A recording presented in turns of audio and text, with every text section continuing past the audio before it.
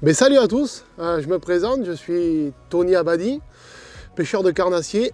Aujourd'hui on est sur les lacs landais, principalement sur Sanguinet. Et on va essayer de faire une prospection sur la pêche au brochet. Donc on a quelques idées, je connais bien le lac.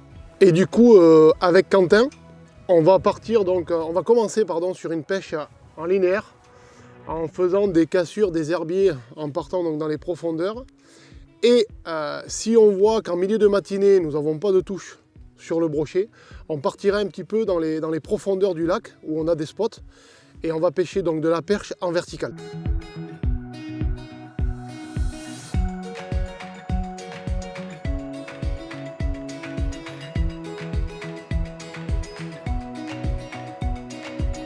Bonjour à tous, donc moi c'est Quentin, j'ai 24 ans, donc je suis un ancien compétiteur de pêche au cou, donc essentiellement en carpodrome.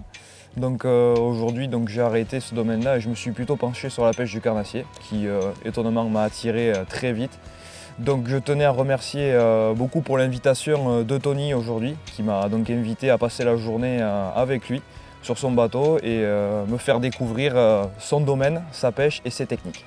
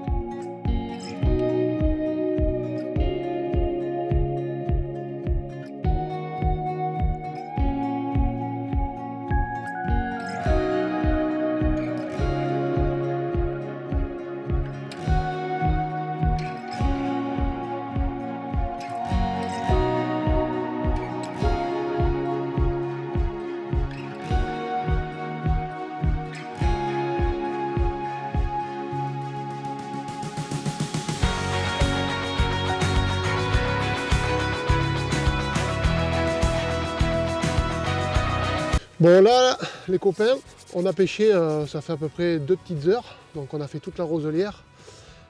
Très compliqué, on a eu un suivi sur une perche et Quentin, il se fait couper sur un talion, donc je l'ai mis là. Donc malheureusement, pas de chance, il est parti avec la palette. On a quelques crocs. Et vu que le temps n'est pas trop en notre faveur, températures ils sont basses, donc j'ai décidé de partir un petit peu dans les profondeurs, on a quelques spots. Donc on va essayer un petit peu plus profond avec d'autres leurres et d'autres techniques. Qu'est-ce que t'en penses quand on y va, hein? Allez, go!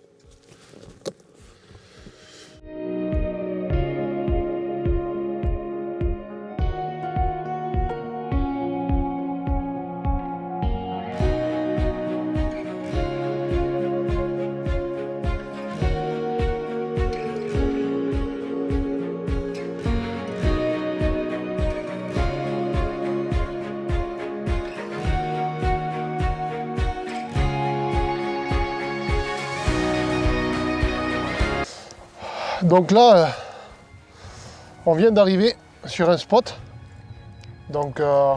qui est dans la conge de Sanguinet. En fin de compte, c'est un bateau qui est coulé, un ancien voilier. Et je m'aperçois qu'il y a de la perche dessus, donc je le vois sur le sondeur. Donc en fin de compte, je vais pêcher avec une lame Volkienne en 12 grammes. Et je vais pêcher à la verticale. Donc un œil sur le sondeur.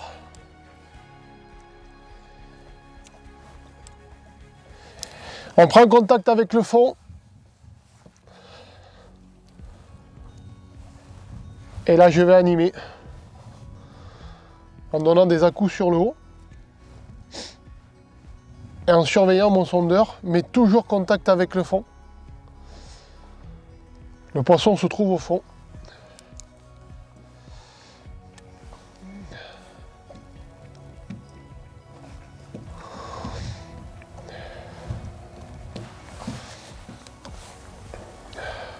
Quentin, t'es à quoi toi? Talion. Talion. Donc leurre souple, tête plombée, et moi latte vibrante. Donc là je viens de prendre une tape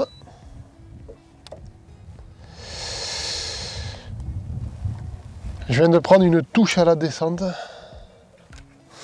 Mais ça s'est emmêlé.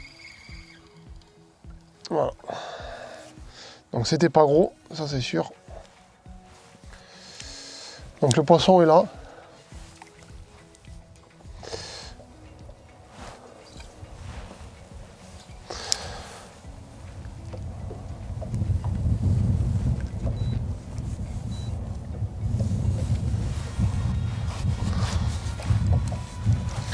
Donc je vais tourner autour de l'épave. Donc j'étais ancré. Et je vais tourner autour.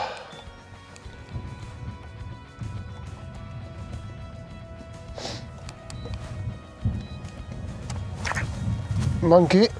C'est pas vrai. L'eau est à 6,5 degrés.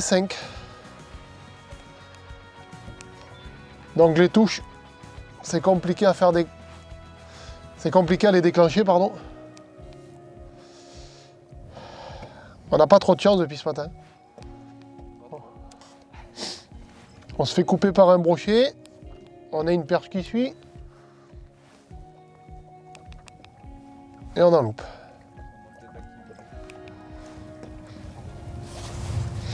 Donc toujours contact avec le fond, c'est très important. On est dans 7,60 m d'eau. Sur notre gauche, enfin sur le devant du bateau, on a donc à peu près un plateau à 5 mètres d'eau. Là, on a des herbiers sur notre droite, pareil à 5 mètres. Et nous, on pêche dans une fosse qui est à 8 mètres. Et en fin de compte, c'est un ancien lit de la rivière, de la Gourgue. Donc là, on revient sur le voilier.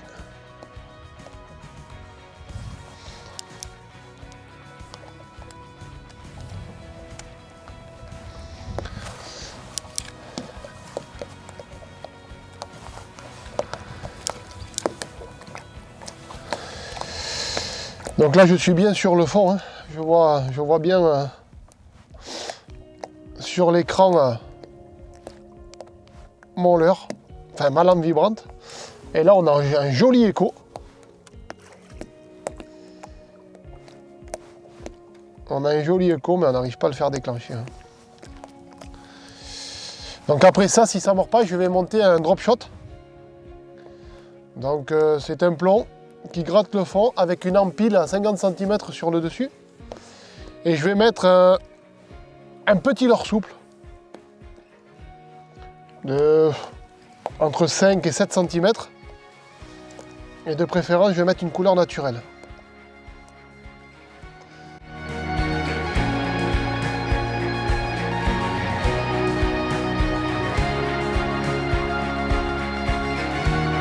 Donc là, je vais te le zoomer. Donc là, je mets le structure. Le structure, c'est une sonde qui est à l'arrière et qui te permet d'avoir un rendu beaucoup plus clair que le sondeur, on va dire, traditionnel. Donc là, ce que tu vois là, le petit fond vert, c'est l'hélice qui vient de le causer. Donc ça passe en dessous le bateau. Donc du coup, ça nous le retransmet. Et ce que tu vois au fond là, c'est du poisson posé. Voilà. Donc là, tu as du poisson posé. Et ensuite, tu as le sondeur. Donc le sondeur, voilà, c'est le basique en fin de compte. Où c'est que là c'est différent. Donc tu vois au fond qu'il y a du poisson, mais ça peut être aussi du débris, parce qu'il n'a pas le rendu net comme tu peux avoir sur le structure. Donc moi je repars sur le structure. Donc là on est vide, et là je vais te mettre structure et la carte qui va nous permettre d'aller sur l'épave. Donc tu vois, moi l'épave je la vois, donc elle est à 50 mètres, donc je vais zoomer. L'épave, tu vois, elle est sur notre droite, et donc je vais t'y amener dessus. Et d'un coup ici, on va savoir qu'on est sur l'épave. Et quand on est sur l'épave, on va mettre le moteur en stationnement, c'est-à-dire on va l'ancrer.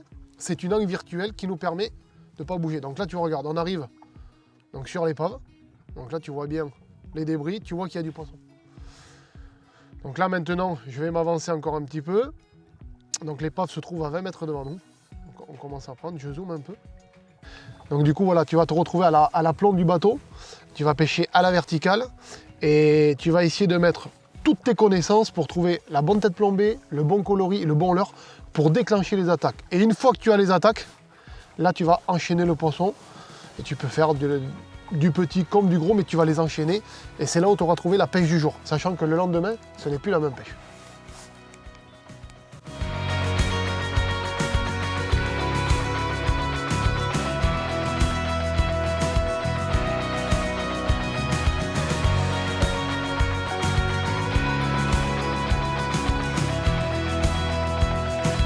Donc là on se retrouve sur l'épave, donc on sait qu'il y a du poisson.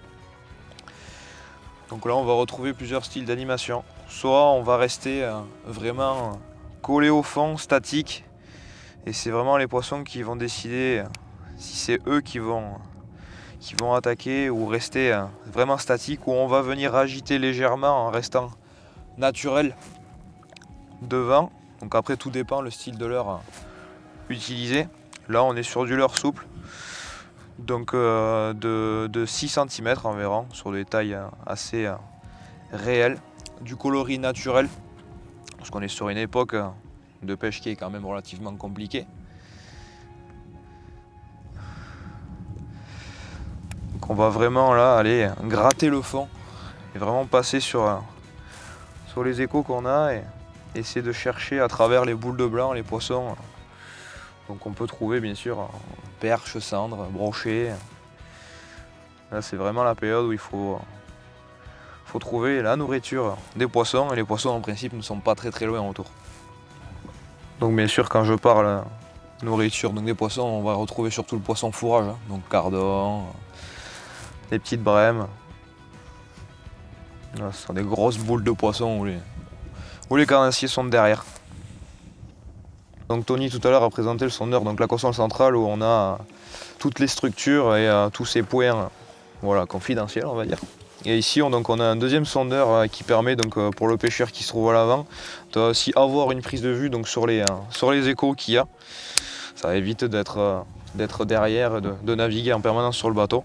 On peut rester statique et concentré et on voit vraiment ce qui se passe à l'aplomb des deux cannes, derrière et devant. Sachant que là donc on a une sonde sur le moteur électrique à l'avant.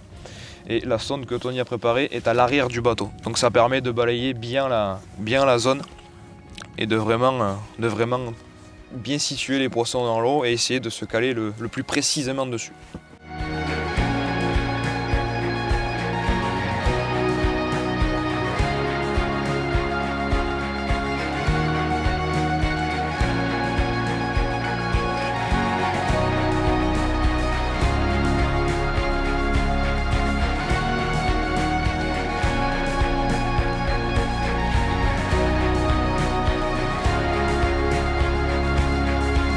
Moi j'ai commencé la pêche très jeune, mais au début la pêche au carnassier c'était pas du tout mon point fort. Je n'envisageais pas du tout cette pêche et j'ai découvert cette pêche donc il y a 3-4 ans. Donc tout seul, je me suis acheté une canne, je suis parti et ça m'a plu. Donc après de fil en aiguille j'ai fait des connaissances comme aujourd'hui Tony et d'autres personnes qui m'ont invité. J'ai eu mon premier bateau. Donc maintenant c'est vraiment la pêche que je pratique le plus. Et donc on a vraiment un cercle d'amis et c'est une très grande famille. Tout le monde se respecte. Et donc on passe après vraiment des bons moments. En tout cas on se retrouve en compétition ou on se retrouve tous et on passe vraiment de bons moments.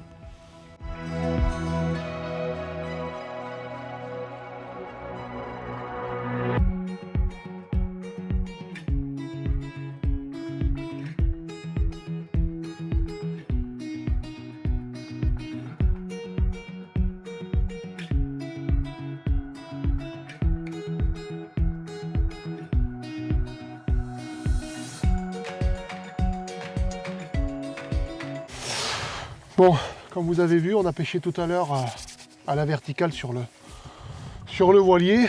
Bon, ça, je loupe à la lame vibrante, donc je vais monter un talion. Donc je change tout, hein. Je prends tête plombée, donc c'est les nouvelles têtes plombées de chez nous, de chez Volken. Donc je vais me préparer ça. Donc moi, comme il est un petit peu long, je vais me raccourcir. Et il faut savoir que sur le talion, on a une petite bavette ici. Et si on la coupe, ça permet que la queue bouge beaucoup plus. Donc du coup, plus de vibrations dans l'eau. Donc là, je vais me préparer le talion. Voilà. Donc ça, c'est prêt à pêcher. Et du coup, je vais m'en préparer un de suite. Je vais vous montrer. Donc on a plusieurs coloris. Donc c'est les Acid Shad. Donc c'est des leurres de 10 cm. Et du coup, on va se prendre le bleu que je vais me préparer. La nage est complètement différente.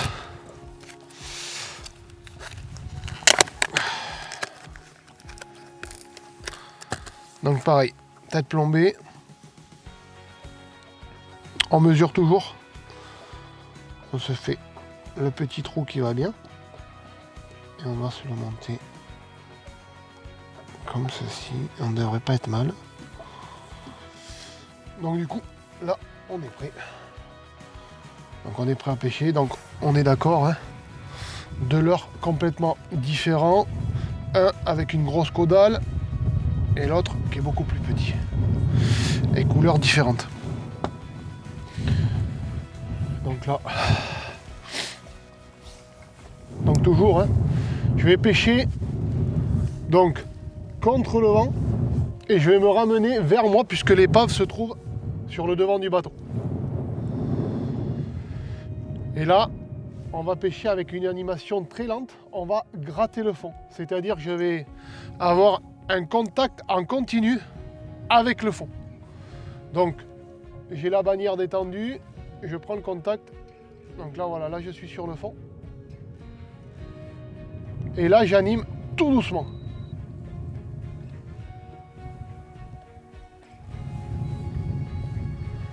On fait des pauses.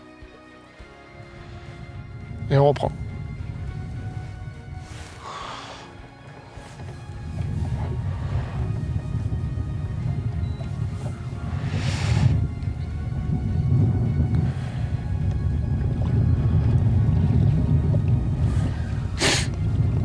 Donc on anime toujours, contact.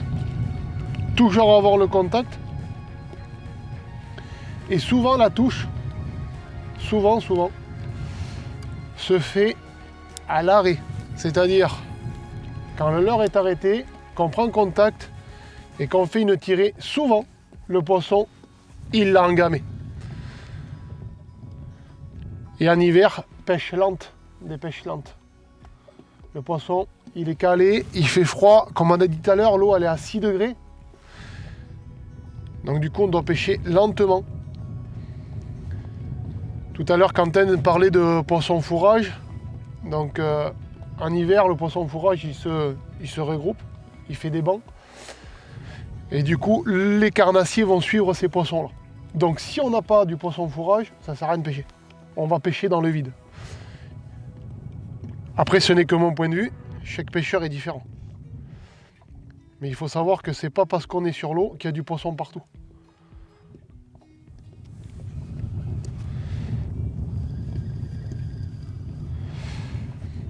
Allez, on va changer de poste.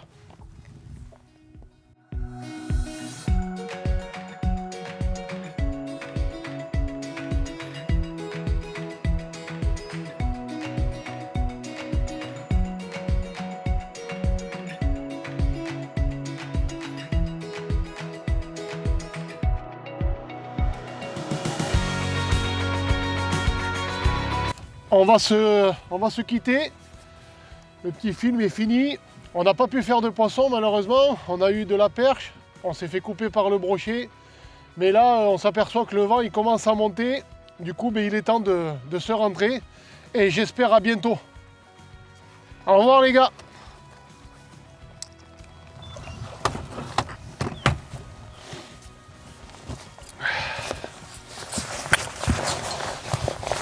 Allez.